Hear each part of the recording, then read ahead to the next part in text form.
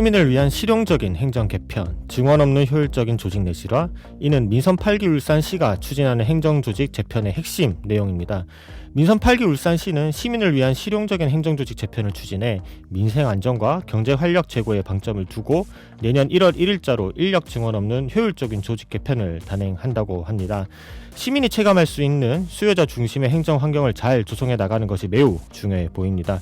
시아팩토리 100.3 청취자 여러분, 안녕하세요. 나울통 정치 에디션 진행을 맡은 이태인입니다. 청년의 상상력을 더해 울산의 정치 현안을 들여다보는 시간인데요. 오늘은 나울통 정치 에디션의 핵심 코너인 울산 지역 중요한 사안에 대해 다뤄보는 월간 박맹우 코너 준비했습니다. 그럼 가오의 시작 노래 한 곡 듣고 바로 출발하겠습니다.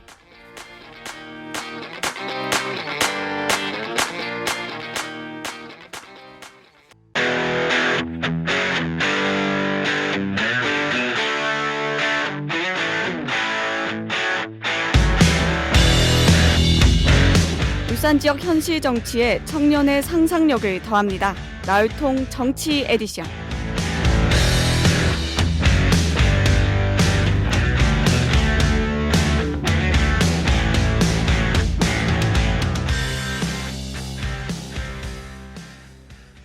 먼저 시아팩토리 100.3 청취자 여러분께 우리 박명우 시장님께서 인사 부탁드리겠습니다. 예, 안녕하세요. 박명우 인사드립니다. 반갑습니다. 네, 반갑습니다. 올 한 해도 정말 며칠 남지 않았습니다. 최근에 어떻게 지내시고 2023년도에 따로 세우신 계획이 혹시 있으실까요? 오랜만에 참 휴가라고나 할까 뭐 이렇게 좀 쉬고 네. 또 건강도 다지고 또 여러 가지 그 못했던 일들 뭐 못 만났던 사람들 다 만나고 이렇게 아주 나름대로는 의미 있는 시간을 잘 보내고 있습니다. 그리고 뭐 여러 가지 또 살아가면서 새 인생 구상 뭐 이런 것도 많이 하고 있어요. 예. 그렇군요. 알겠습니다. 이제 본격적인 질문으로 들어가 보려 합니다. 지난 12월 14일 민선 8기 2차 행정조직 개편을 위한 울산광역시 행정기구 설치조례 일부 개정 조례안이 상정 의결됐습니다.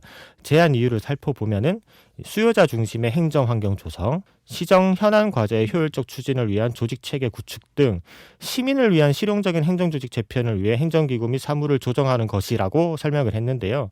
시민 중심의 실용적인 이번 행정조직 개편안, 시장님께서 평가하신다면 어떻게 좀 평가할 수 있을까요? 예, 행정조직 개편안을 저도 한번 이렇게 훑어봤는데 네. 한마디로 뭐 시에서는 고민하는 흔적이 많이 보입니다. 그렇군요. 어느 부분에서?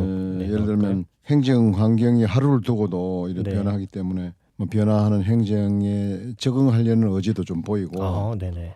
또 시민 입장이나 또 행정 효율 면에서 네. 유사한 업무를 묶는다든지 네. 불필요한 업무를 배제한다든지 해서 상당한 업무 조정, 기능 배분 뭐 이런 것이 이루어졌던 것으로 봅니다. 네. 어쨌거나 이번 조직 개편으로 뭐 시민에게는 좀 편리하고 네. 또 시의 입장에서는 효율적인 뭐 그런 시정의 보탬이 되지 않을까 그렇게 생각을 합니다. 네, 이번 민선 8기의 2차 행정조직 개편은 조금 더 시민에게 다가갈 수 있는 그런 조직 개편으로 받아들일 수 있을 것 같고요.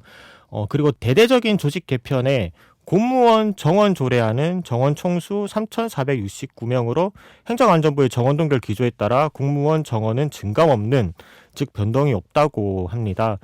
지금 정책지원관 6명을 추가해서 의회 사무처 정원은 6명이 늘어나는 대신 이 정책지원관은 제가 지난 방송이나 또는 예전에 방송에서 설명드렸던 이제 의회 의원들을 보좌하기 위한 그런 지원관들이고요. 대신에 본청은 6명이 줄어들게 되었습니다. 시민을 위해서 실용적이고 증언 없는 조직 내실화에 중점을 두고 조직 개편을 당해하겠다는 취지로 보이는데요. 또 다른 측면에서는 민선 7기에서 증언된 공무원의 정수를 좀 조정해 나간다고도 평가할 수 있을 것 같은데 어떻게 보십니까? 이번에 외형상 정원 없는 조직 개편을 하셨는데 이것은 네. 뭐 너무나 당연하죠. 네. 몇 차례 제가 뭐 말씀드린 바도 있지만은 네. 파악을 해보니까 지금 민선 7기에 공직자만 900여 명이 늘어났어요. 네. 뭐 이로 인해서 연간 뭐 800억 이상의 인건비가 소요되죠. 참 네. 정말 어마어마한 이런 규모입니다. 네. 그런데 아시죠? 공직자는 한 번 임명되면 영원한 공직자 아닙니까? 그렇죠. 그래서 참 그런 만큼 임명에 신중을 해야 됩니다. 특히나 그런 상황인데 지금은 행정 효율 면에서 한번 봅시다. 전산화도 가소화되고 뭐 네. 많은 또 판례 사례도 쌓이면서 그렇죠. 줄어들면 들지 늘어나는 요인이 적은데 그렇군요. 어떻게 이렇게 많이 했느냐 하는 참 그런 자탄을 금할 수가 없고요. 네. 그래서 제 개인적인 견해로는 장관 어쨌거나 이렇게 좀 슬림화하는 것이 중요하다. 뭐 억지로는 못 하니까 네. 뒤에 충원 퇴임하고 나서 그 충원 규모를 조금 줄여 나간다든지 해서 네네. 충격이 적은 방법으로 해서 좀 적의 규모로 네. 줄여야 된다고 하는 것이 제 생각이고요. 네. 최근에 들어보니까 정원수와 관계없이 네. 총액 인건비 제도가 지금 정착화되어 있는 것 같아요. 아, 네네. 1,000억이면 1,000억, 2,000억이면 2,000억 이 범위 내에서 네. 인건비를 사용하도록 하기 때문에 아. 굉장히 지금 시에서 애를 먹고 있는 것으로 듣고 있어요. 그렇군요. 청취자분들이 모르실 수 있는 내용을 설명해 주셔서 감사합니다. 네, 계속해서 해주시죠. 그래서 이제 어쨌거나 이번에 이제 조직 개편을 보면서도 그런 고민들이 많이 모두 나오고 있고 네. 일단 뭐 정은 없는 조직 개편 뭐 이것은 너무나 당연하고 향후에도 좀 점차 좀 이렇게 필요 최소 조직으로 이렇게 조직 슬림화해가는 것이 네. 중요하겠다 하는 것이 제 생각입니다.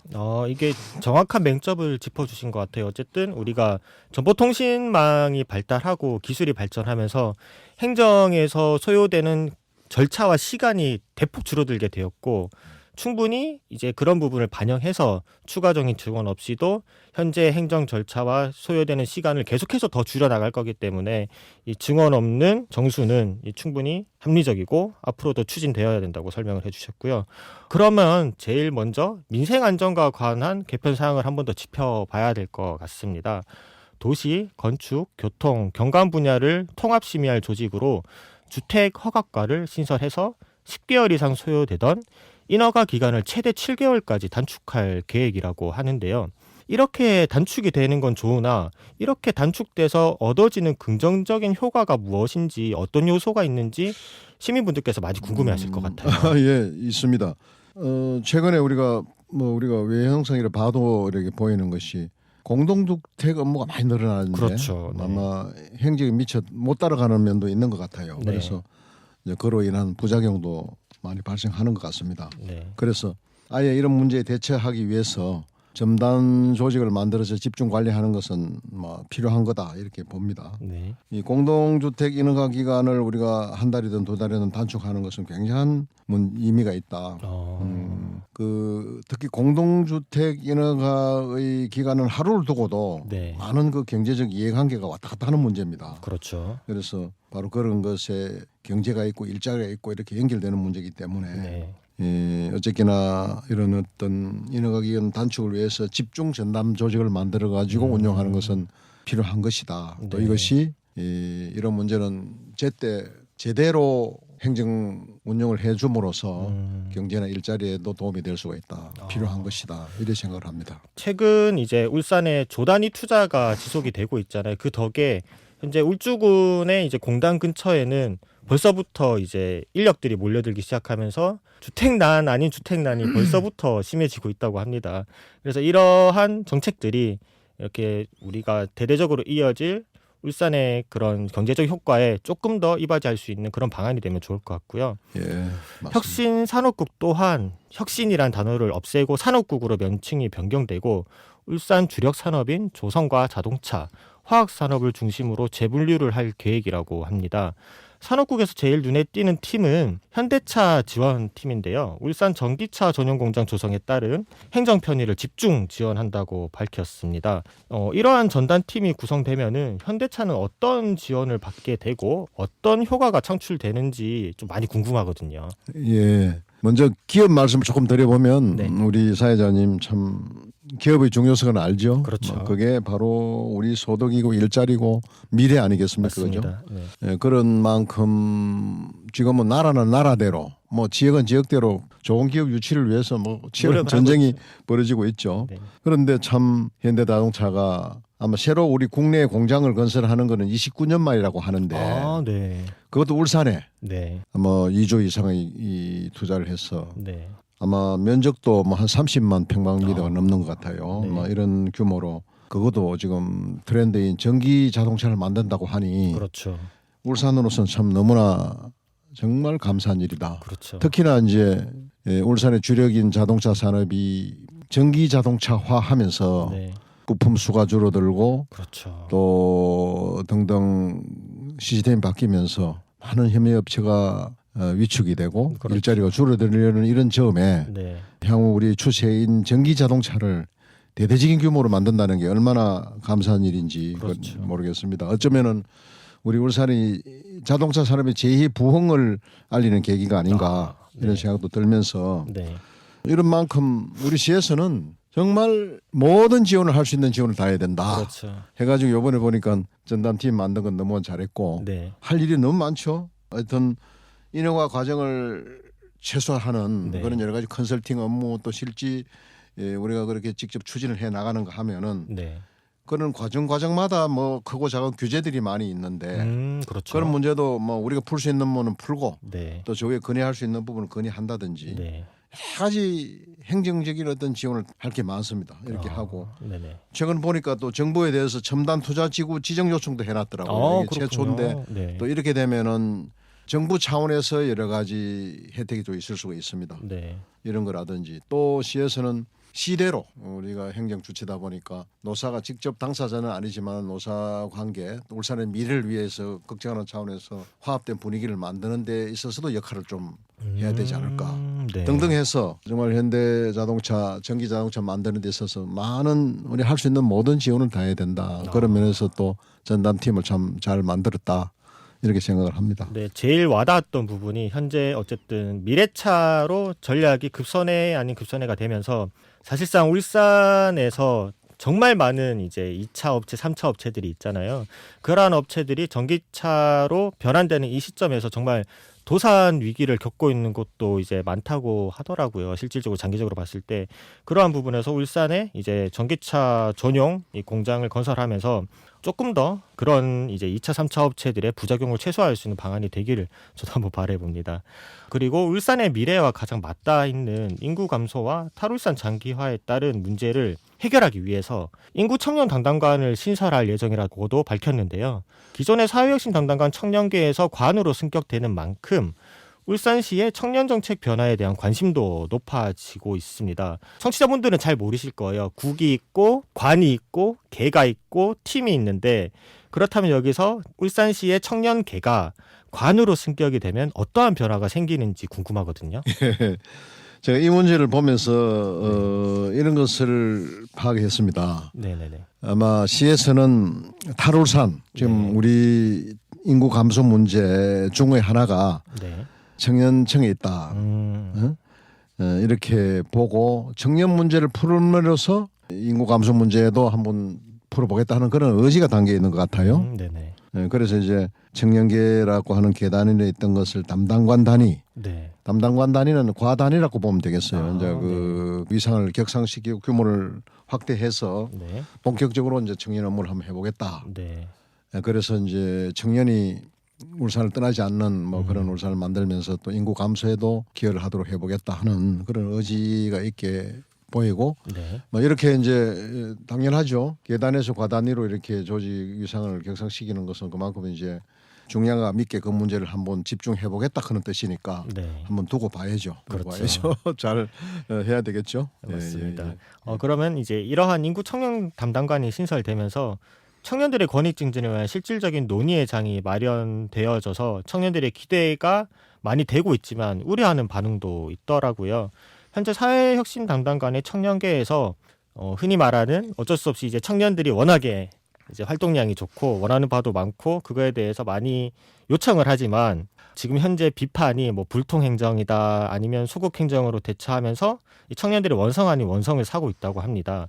시장의 입장과 시민의 입장이 명확하게 다르다 보니 발생하고 있는 문제로 보이는데 이러한 갈등 요소를 줄이기 위해서는 좀 어떤 방안이 있을까요? 어쨌든 시민들의 정책 참여는 계속해서 확대될 것이고 그것을 받아들여야 되는 행정 입장에서도 기존의 시민 언어로 다시 풀어줄 의무 아닌 의무가 생겨버려서 생기는 문제일 것 같은데 이런 문제 어떻게 해결해 나가야 될까요? 말씀을 들어보니까 아마 청년청의 많은 요구에 대해서 네. 제대로 된 어떤 답변이나 반응이 부족했던 것 같는데 그런 것 같습니다. 네. 네, 그래서 뭐 그런 부분 일단 반성을 할 필요가 있고 네. 이제 행정이라는 것이 수많은 어떤 시민들의 요구를 우리가 다 수용하고 들어줄 수는 없지만 맞습니다. 그러나 제일 중요한 게 있습니다. 반드시 다 이게는 수렴을 해야 돼요. 경청을 하고. 네. 그래서 그것이 현실적으로 어렵고 또 어느 시기적으로도 안 맞다고 한다면 그런 것을 충분히 또 이해를 시켜야 됩니다. 그렇죠. 그래서 행정이 쉬운 게 아니에요. 네. 그래서 정말 편안하게 그냥 우리 위주대로만 우리 생각대로만 가고 제대로 된 설명이 없을 때 이런 거 네. 불통 말도 나오고 불만이 쌓이죠. 그래서 네. 행정이 나는 이렇게 얘기합니다. 행정이 뭐냐 하면 네. 끊임없는 설득의 과정이다. 네. 들어보고 안 되면 안 되는 대로 또 뒤에 또 인원하면서 다른 방향을 찾는다든지 이렇게 해서 같이 고민하고 같이 풀어가는 끊임없는 어떤 협의와 설득의 과정이 행정이다. 이렇게 볼 때 그런 면에서 시에서는 이제 반성을 좀 하고 앞으로도 특히 이제 청년들 상대로 왜냐하면 네. 청년들은 이제 여러 가지 꿈에 부풀어 있는 청년들, 그렇죠. 민감한 청년들에 대해서는 정말 우리가 가능한 어떤 비전을 제시하고 무언가를 희망을 줘야 되기 때문에 네. 특히 청년들에 대해서 그런 어떤 충분한 협의와 설득 과정을 거치기를 바라고 네. 덧붙여서 또 우리 행정만의 어떤 뭐 용어나 어떤 그런 패턴을 하지 말고 네. 청년에 좀 맞춰가지고 공감을 중요하죠. 얻는 네. 그런 방법도 좀 개발했으면 좋겠어요. 네. 좋은 말씀 너무 많이 해주셔서 청년들께서는 시장님을 계속 응원하게 될 것 같습니다. 네. 최근에 이제 어쨌든 청년들의 그런 요구 사항이 많아지다 보니 이런 점을 고견을 여쭤봤는데요. 청년들이 진짜 원하는 게 무엇인가에 대해서 제대로 답변을 해주셨습니다. 지금까지 이제 민선 8기 2차 행정조직 개편과 관련해서 이야기를 나눠봤는데요. 시민을 위한 실용적인 행정조직으로 나아가기 위해서는 뭐가 가장 중요하다고 보십니까? 예, 저는 이 부분에 대해서 제 소신이 좀 확실합니다. 네.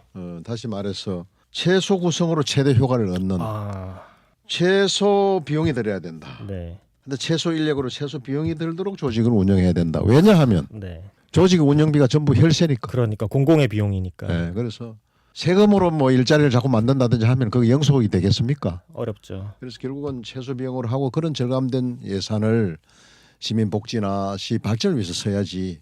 그냥 필요하다고 조직을 만들고 또 다른 일 또 생겨가지고 또 조직 만들고 여기는 또 일이 없는데도 그냥 두고 그렇죠. 이렇게 방만하게 해가지고 방대해져가지고 네. 연간 뭐 800억이니 1000억이니 이렇게 들어가면서 이거 용납이 되겠습니까? 그렇습니다. 정말 그래서 어쨌든 조직의 원리가 하여튼 최소 인력 최소 비용으로 해야 된다 네.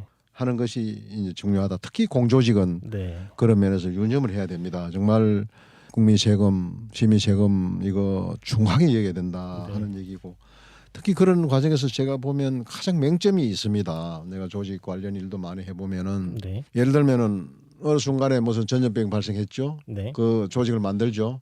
그래 그거 해결됐고 또 다른 일이 생기면은 또 어떻습니까? 새로. 다른 또 조직을 만듭니다. 네, 맞습니다. 그럼 여기 일이 없으면 이걸 탄력 배치를 해야 되지. 그렇죠. 이렇게 해가지고 항상 적은 조직으로 운영을 할 수 있도록 해야 돼. 여기는 가만 놀고 있도록 놔두고 네. 또 일로 가서 또 새로 만들고 또 새로 만들고. 네. 이런 경향이 많았단 말입니다. 그래서 정말 환경에 따라서 주어진 여건에 따라서 아주 탄력적인 조직 운영을 해야 된다 네. 하고 이제 조직을 구성하고 또 개편의 과정에서 이제 중요한 거는 조직 목표의 달성이죠. 그렇죠, 맞습니다. 네.